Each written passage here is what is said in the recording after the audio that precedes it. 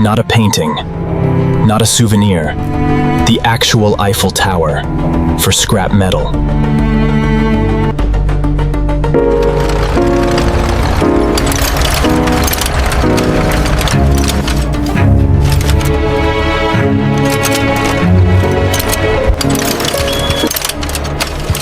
Eiffel Tower. 6 letters, addressed to 6 of Paris's wealthiest scrap metal dealers, inviting them to a top-secret meeting at the Crillon. How did he manage this? The bigger and more impossible the thing being offered, the less anyone questions it. Who would dare lie about something that enormous? Imagine the price of the brass in these chandeliers alone. Indeed. Let us see what they offer for our services.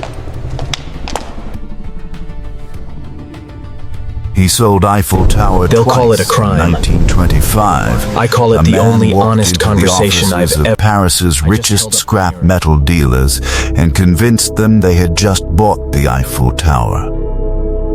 Then, he did it again. Picture the year 1925.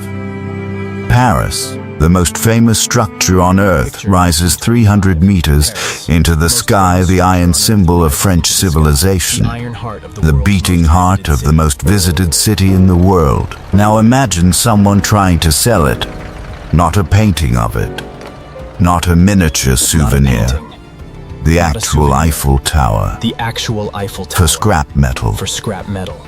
Most people would laugh, By the time he was a young adult, walk he spoke away, 5 languages call the fluently police. and could make anyone believe. But 5 of Paris's wealthiest businessmen didn't I laugh. assure you, sir, your trust They is well wrote the placed. checks. We anticipate a handsome And the man who return by the pulled time it we off, reach port.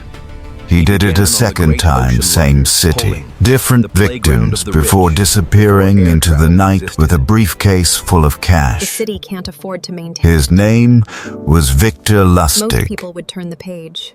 and he is, without question, acquisition the structure greatest is just con so man complex, but the who ever underlying assets are lived. secured by sovereign guarantee. We Victor anticipate Lustig minimal was exposure. born in 1890 in what is now the By the Czech time the ship Republic. reached harbor, the money was From gone. the very beginning, he was Where other different. children learn to read, Where other children Victor were studied learning to something more read dangerous. and write, young Victor was studying something far more dangerous: people, how they think, what they want, One man stood what out. they fear, André Poisson, recently arrived what from they the secretly Provinces, believe desperate to be seen as a about player in the big city. themselves.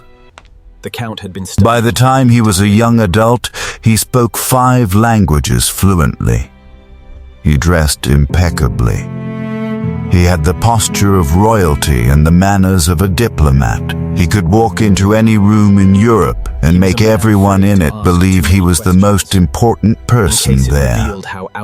Victor Lustig was known to carry a card with 10 commandments of conning.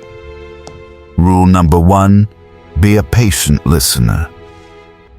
Rule number 5, wait for the other person to reveal political opinions, then agree with them. Price for the Eiffel Tower. He called it his guide to becoming anyone's best friend in under 10 minutes. Lustig began his criminal career on the luxury ocean liners crossing the Atlantic, the playground of the wealthy, before commercial air travel existed.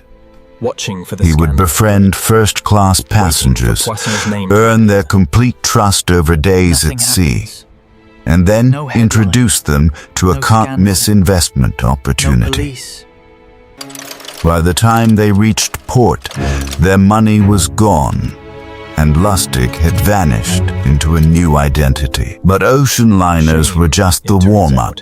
Is the safest What he did accomplice next con man would could make ask him for. immortal. It's 1925. New men. Victor Lustig is sitting in his suite at the Hôtel de Crillon, one of Paris's most prestigious addresses, when he reads a small article in the newspaper. The article mentions that the Eiffel Tower is aging, Watching for the that the city is struggling to fund its maintenance, that some officials are debating its future. New men. Most people would read that article and turn the page.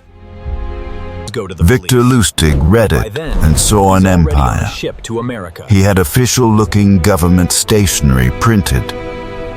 He wrote letters on that stationery to 6 of Paris's most powerful scrap metal dealers, inviting them to a top-secret government meeting at the Hôtel de Crillon. in America, taking The letters stated that the French government had decided, after careful deliberation, to sell the Eiffel Tower for demolition, and that these 6 men had been selected as potential buyers. The genius of the scheme was its specificity. He didn't say the government might sell it. He gave them dates, reference numbers, the names of fictional ministers, the weight of the iron in metric tons. When people receive that level of bureaucratic detail, their brain instinctively stops questioning and starts calculating profit. The 6 men arrived at the hotel in their finest suits. Lustig greeted them in the role of a senior government official. He spoke in precise, formal language. He answered every question with the confident vagueness of someone who knows far more than he's allowed to say. He then took them on a private tour of the tower itself, arranging access through connections nobody thought to verify. It doesn't last. One of the men was Andre Poisson, a scrap metal dealer who had recently moved to Paris from the provinces. A man who desperately wanted to be seen as a player in the big city. 20 years. A man who was afraid to ask too many questions in case it revealed how out of his depth he was. Victor Lustig had been studying Andre Poisson the entire time. Poisson won the bid. The price for the Eiffel Tower, 70,000 francs, equivalent to roughly $1.2 million today. Poisson also paid an additional private bribe, because Lustig had subtly implied that as a government official, his cooperation came at a personal cost. They want to know how Poisson wrote the checks. Lustig collected them, converted the funds to cash, and immediately left Paris on a train to Vienna. Timing is He just waited. patience. He read the Better newspapers posture. every day. 6 letters. He watched for the scandal to break for Andre Poisson to go to the police, for his name to appear in headlines across City Europe. can't afford to maintain it. Nothing happened. Most people would turn the And that page. silence told He Victor didn't. Lustig everything he needed to know. face. Poisson was too I just chose embarrassed mine to on report purpose. it. He had been made a fool of, and he would rather Carry a eat the cause loss using 10 than let commandments Paris upon it. know. Rule 1. So Lustig went back. He called it his guide to He friendship. returned to Victor Paris Lustig 6 would months lie about later, something that enormous. had new stationery He printed, did. sent new invitations, held a new meeting at a new hotel, ran the exact same con on a fresh group of scrap metal dealers. This time, one of the victims did go to the police, but by then, Victor Lustig was already on a ship to the United States. By the time the ship reached Briefcase harbor, the in money was hand, gone, class. passport And so bearing was a he. different name, The city can't planning afford his to next maintain it. move. In America, people would turn the Lustig page. continued operating Didn't. at the highest possible The level. city can't afford to maintain it. He ran a counterfeit money operation Most so people would turn the sophisticated that it flooded didn't. cities with fake bills. He even scammed Al Capone, convincing the most feared gangster in America to invest $50, dough 0 in a deal, then returning it intact after the deal fell through, making Capone trust him completely. That matches the serial numbers we He found in used sector that 4. trust as social Pinpoint that capital spot. for his next con. In America, he builds something larger. But America was Counterfeit different. operation so refined it The floods Secret entire Service cities had with been bills watching nobody the can pull away counterfeit from bills for years. He even cons the most feared In gangster in America, 1935, taking $50,000, after the most then returning expensive it manhunt untouched, of the buying era, absolute trust. they caught him. He dies in Victor Alcatraz Lustig in was sentenced to 1947, 20 years in allegedly by Alcatraz, then the only inescapable larger island man. prison in San Francisco Every Bay. day, he reads the papers. Even in custody, Watching for the Lustig scandal to managed to break. escape from federal Waiting for detention Watson's name once to appear. before his final capture, climbing out a window using bedsheets, turning his own arrest into one final act of theater. He died in Alcatraz in 1947.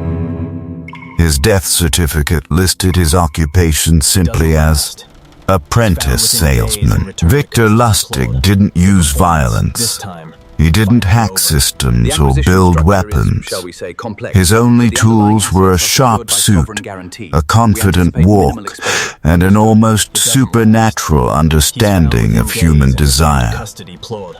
The performance. He understood that people want to believe in easy money. They want to be special, the selected few let in on a secret deal. And the bigger and more impossible the thing being offered, the less likely they are to question it.